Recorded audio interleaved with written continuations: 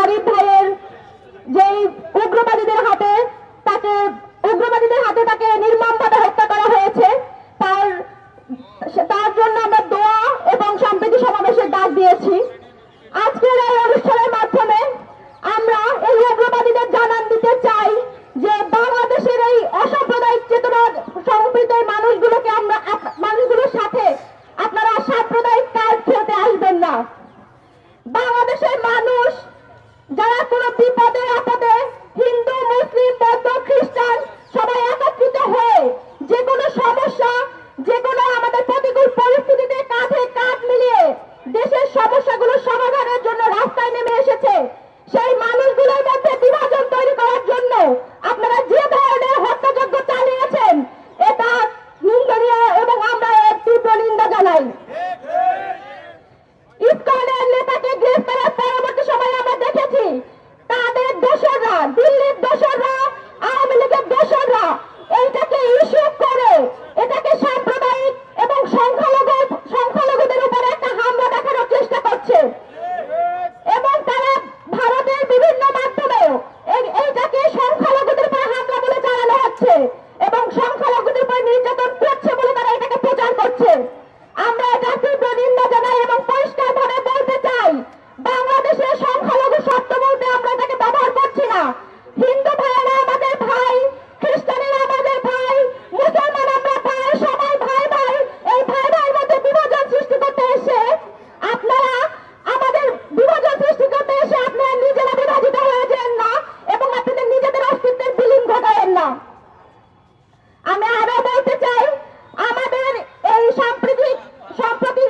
সম্প্রীতিটাকে আপনারা যেভাবে নষ্ট করার অপপ্রচার চালাচ্ছেন এটাকে বাংলাদেশের মুক্তিকামী জনগণ এবং হিন্দু মুসলিম ভাই বোনেরা শক্ত হাতে দমন করবে এবং এই আপনাদের অপচেষ্টাকে নস্যাৎ করে দেবে রাজপথ থেকে।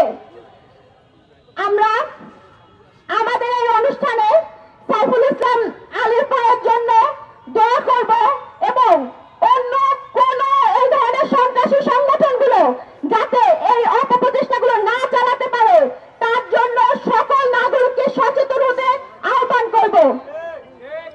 ইসকন যে ধরনের অপপ্রচেষ্টা চালিয়েছে এবং ভারতের এবং দিল্লির দালালি করে বাংলাদেশের মধ্যে একটা অস্থিতিশীল পরিস্থিতি তৈরি করার চেষ্টা করছে সেটা বাংলাদেশের মানুষগণ বুঝে। বাংলাদেশের মানুষগণ দুর্ভোগ খেয়ে চলে না। বাংলাদেশের মানুষগণ রাজপথে নেমে আন্দোলন করে দেশকে রক্ষা করার জন্য নামে এবং আমরা বলতে চাই বাংলাদেশের মানুষকে নিয়ে, বাংলাদেশের জনসাধারণ নিয়ে, বাংলাদেশের ভবিষ্যৎ নিয়ে আপনারা যে ধরনের অপপ্রচেষ্টা চালাচ্ছেন এবং এই দেশকে অস্থিতিশীল করার জন্য যে ধরনের পায়তারা চালাচ্ছেন সেটা বাংলাদেশের কোন নাগরিক সফল হতে দেবে না। এখানে আমাদের মুসলিম এবং অন্যান্য সম্প্রদায়ের ভাই বোনদের মধ্যে একটা বিভেদ তৈরি করা হচ্ছে যে এইগুলো হিন্দুদের উপরে আক্রমণ চালাচ্ছে, তারপরে হচ্ছে আমাদের সংখ্যালঘুদের উপরে আমরা নির্যাতন চালাচ্ছি। আমরা যেখানে এই 24-এর গণ অভ্যুত্থানে হিন্দু মুসলিম আমরা কোনো বিভেদ না করে এক ভাই মারা গেছে আমরা তাকে ভাই হিসেবে ধরে সকলের ভাই হিসেবে ধরে রাস্তায় নেমে গিয়েছি। সেখানে আমাদের হিন্দু মুসলিমের যে আপনারা খেলাটা খেলছেন এই নিকৃষ্ট খেলা আপনারা খেলেন না। বাংলাদেশের মানুষ এটাকে সফল হতে দেবে না। দিল্লির দালালদের আমরা হুঁশিয়ার করতে চাই, ফ্যাসিবাদী শক্তিদের আমরা হুঁশিয়ার করতে চাই এ ধরনের কোন নিকৃষ্ট খেলা আপনারা নাইবেন না। বাংলাদেশের জনগণ শক্ত হাতে সেটাকে দমন করবে এবং এই ধরনের অপপ্রচার না চালানোর জন্য তাদেরকে আমাদের অনুরোধ। আর একটা সংক্ষিপ্ত কথা বলে আমি শেষ করতে যাচ্ছি।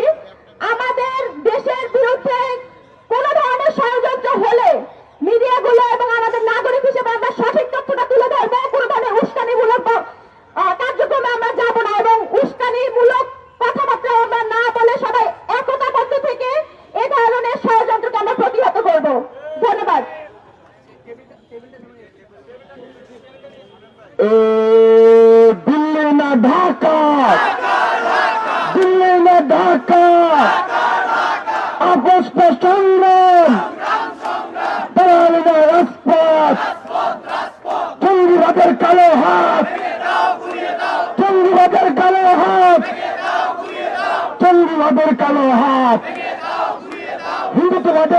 হাত, দিল্লি में ঢাকা, দিল্লি में ঢাকা, ক্ষমতা না জনতা।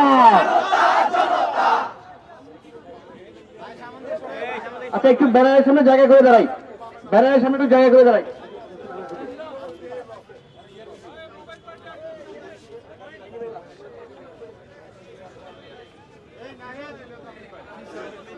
ওকে বন্ধুগণ, আজকের এই সম্প্রীতি সমাবেশের পরে আমরা চট্টগ্রামে হিন্দুত্ববাদী উগ্রদের হাতে শহীদ অ্যাডভোকেট সাইফুল ইসলাম আরিফের জন্য দোয়া করব এবং দোয়ার পরে আমরা এখানে উপস্থিত বাংলাদেশের ছাত্র এবং নাগরিকেরা শপথ করব বাংলাদেশের স্বাধীনতা এবং সার্বভৌমত্ব রক্ষার জন্য। দোয়ার পরে স্বাধীনতা ও সার্বভৌমত্ব রক্ষার শপথ পাঠ করা হবে। এখন বক্তব্য দিবেন বৈষম্যবিরোধী ছাত্র আন্দোলনের সমন্বয়ক ঢাকা বিশ্ববিদ্যালয়ের শিক্ষার্থী প্রীতম সোহাগ। বক্তব্য দিচ্ছেন বৈষম্যবিরোধী ছাত্র আন্দোলনের সমন্বয়ক প্রীতম সোহাগ।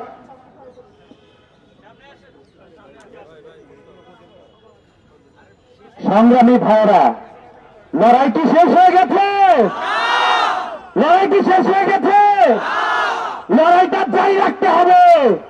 ওই 5 আগস্টে পতিত স্বৈরাচার আওয়ামী দোসরেরা, ওরা ছাত্রলীগ, রিক্সা লীগ, আনসার লীগ, এখন স্কুল লীগ হয়ে বারবার ফিরে আসছে। ওরা যতবারই ফিরে আসবে আমরা ততবারই শক্ত হাতে ওদের মোকাবেলা করব। 5 আগস্টের পর আমরা কেমন বাংলাদেশ চেয়েছিলাম? আমরা বাংলাদেশ চেয়েছিলাম যে বাংলাদেশে সম্প্রীতির সাথে হিন্দু, বৌদ্ধ, খ্রিস্টান এবং মুসলিম বাস করবে। কিন্তু আমাদের এই সম্প্রীতির বাংলাদেশটা আজকে ছাত্র জনতার স্বাধীনতার এই স্বাধীন বাংলাদেশটাকে ইসকন এই ভারতের আধিপত্যে, ভারতের ইন্ধনে তারা এই বাংলাদেশে সন্ত্রাসী কর্মকাণ্ড পরিচালনা করছে। গতকাল চট্টগ্রামে আমার ভাই অ্যাডভোকেট সাইফুল ইসলাম আলিফ ভাইকে হত্যা করা হয়েছে। আমি এবং বৈষম্য বিরোধী ছাত্র আন্দোলনের পক্ষ থেকে এই হত্যাকাণ্ডের সর্বোচ্চ শাস্তি দাবি করছি এবং আলিফ ভাইয়ের পরিবার যেন এই ক্ষতি সহ্য করতে পারে সেজন্য সৃষ্টিকর্তার কাছে দোয়া করছি। ধন্যবাদ। এখন বক্তব্য দিবেন বৈষম্য ছাত্র আন্দোলনের কেন্দ্রীয় নির্বাহী কমিটির সদস্য ঢাকা কলেজের মেধাবী শিক্ষার্থী রাকিব। বক্তব্য দিচ্ছেন বৈষম্য ছাত্র আন্দোলনের কেন্দ্রীয় নির্বাহী কমিটির সদস্য রাকিব।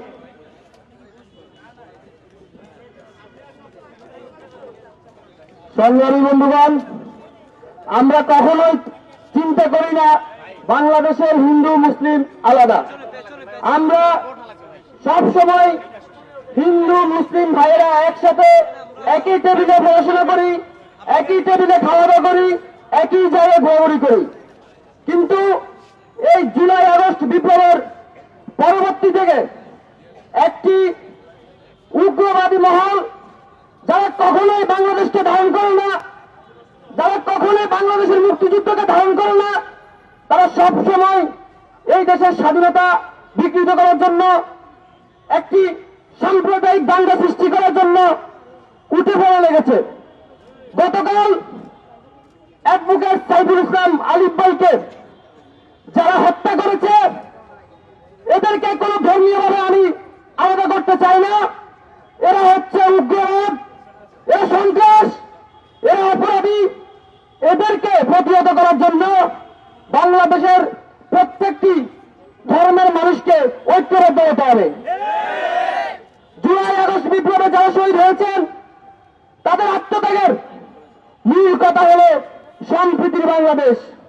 সম্প্রীতির বাংলাদেশ গড়ে উঠতে হলে আমরা স্বাধীনতা পরবর্তী থেকে এখন পর্যন্ত যেভাবে হিন্দু, মুসলিম, বৌদ্ধ, খ্রিস্টান ঐক্যবদ্ধভাবে আছি, একটি মহল বারবার চেষ্টা করে যে হিন্দুরা আলাদা, মুসলিম আলাদা। আমরা কখনোই মুসলিমরা হিন্দু মুসলিমকে আলাদা করে দেখি না। এই যে হিন্দু ভাইদের সেই ধর্মীয় উপাসনালয়গুলো আমরাই ভাড়া দিচ্ছি। আমি মনে করি বাংলাদেশে হিন্দুরা সবচেয়ে নিরাপদ। হিন্দুদেরকে আমরা যেভাবে, হিন্দু ভাইদেরকে যেভাবে আমরা আশ্রয় দিই, যেভাবে আমরা তাদের পাশে থাকি, অন্যান্য দেশে আমাদের মুসলিম ভাইদের পাশে তারা থাকে না।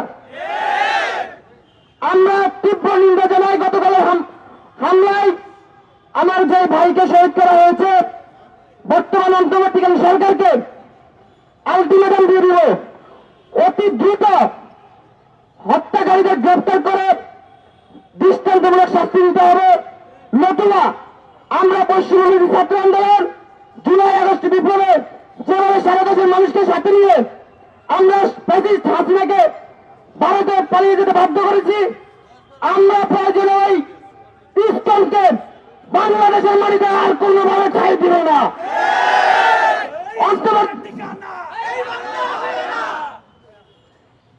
অন্তর্বর্তীকালীন সরকার আমাদের সরকার, আমরা চাই না এই সরকারকে কোনোভাবে ব্যস্ত রাখতে। সরকারকে আমরা সহযোগিতা করে আসছি। সরকার যদি ফাংশন না করতে পারে সেটার দায়ভার সরকারকে নিতে হবে। সরকারকে আবারও দাবি জানাচ্ছি, দ্রুত দেশের পরিবেশ পরিস্থিতি স্থিতিশীল অবস্থা আনার জন্য আইন শৃঙ্খলা বাহিনী যাতে ফাংশন করে এবং দেশের অবস্থা যাতে স্থিতির পরিবেশে চলে আসে সেজন্য সরকার কার্যকরী ভূমিকা রাখবে। এ বলে আমি আমার বক্তব্য শেষ করছি। ধন্যবাদ।